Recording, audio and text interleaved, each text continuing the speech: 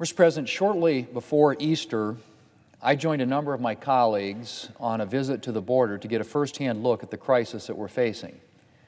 And make no mistake, this is a crisis. Customs and Border Protection apprehensions at our southern border last month were at their highest level in nearly 20 years. 20 years, Mr. President. U.S. Customs and Border Protection reported more than 172,000 encounters with individuals attempting to cross our southern border in March alone.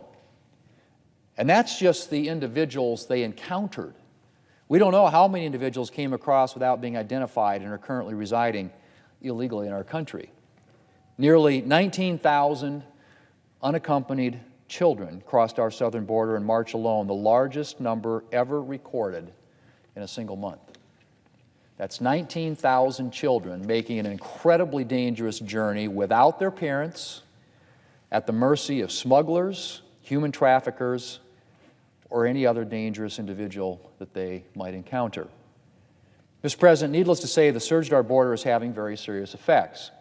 Border Patrol agents have been pulled off the border to deal with the influx of migrants and unaccompanied children, leaving the borders undermanned.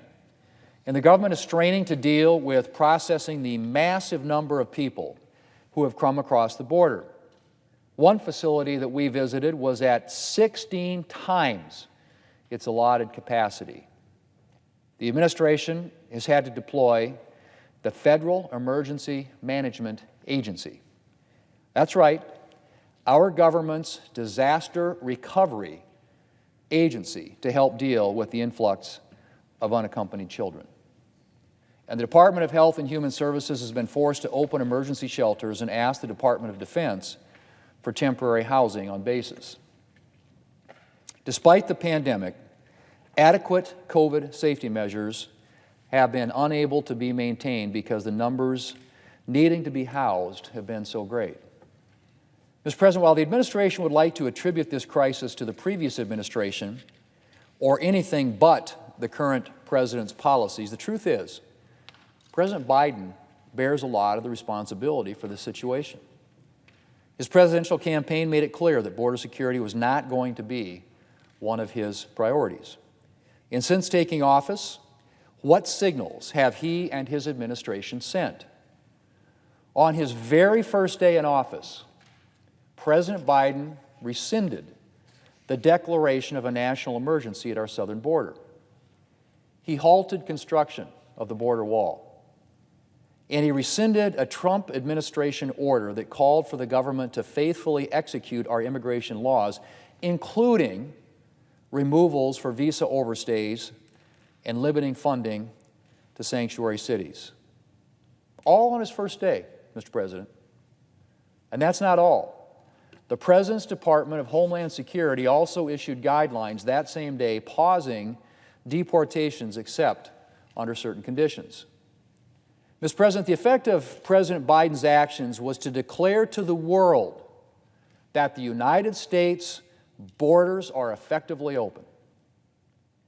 That may or may not have been what President Biden and his administration intended, but it certainly has been the effect. The message received by prospective migrants has been, if you can make it to the U.S. border and claim asylum, whether legitimate or not, even if you illegally cross the border, you're in. Mr. President, Trump administration policies like Remain in Mexico and the third country asylum rule relieved pressure on our overburdened immigration casework and enforcement efforts at the southern border. They allowed for asylum claims to be vetted long before individuals reached the U.S. border, removing the need for people to uproot themselves and attempt a dangerous border crossing only to be sent back home again. But in his rush to distance himself from President Trump and appease the open borders wing of the Democrat Party, President Biden eliminated these policies, which has helped create the humanitarian crisis that we're currently facing. Under the Biden administration, there is little deterrent or fear of punishment for those who seek to enter the country illegally, knowing that they can claim asylum and join the backlog of roughly 1.3 million cases while they wait in the United States. and the humanitarian crisis that we're seeing at the border is the result. Mr. President, President Biden and Democrats would like to present themselves as the compassionate alternative to the Trump administration. But there is nothing compassionate about policies that invite illegal immigration, that encourage people to attempt a dangerous border crossing, to run the risk of death or injury or exploitation or disease. Inviting the surge at the border also shows a significant lack of compassion or consideration for Americans, particularly those in border communities.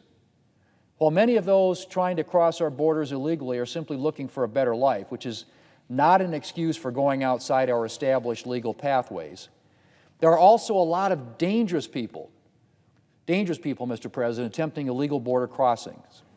Drug traffickers, weapons traffickers, human traffickers, gang members. And when Border Patrol agents have been pulled off the border to help manage the immigration influx, it's not going to be too surprising if we discover that more of these dangerous individuals have made their way into our country. And that represents a real danger to Americans. Americans living in towns and cities along our southern border are at the greatest risk of having their communities disrupted by border-related criminal activity. But the effects of drug trafficking and other criminal activity across our southern border are felt throughout our entire country. Mr. President, President Biden helped cause this crisis. There are no ifs, ands, or buts about it. And he could start ending this crisis today by making it clear that his administration will enforce immigration laws and that the way to come to this country is to come legally. He could also help by recommitting our country to serious border security along our southern border, including continued construction of the border wall. For the sake of the unaccompanied children and all those trying to cross our borders, and for the sake of the Americans who have been endangered by his policies, I hope, Mr. President, I hope that President Biden will take action. Mr. President, I yield the floor. Okay, I yield the floor.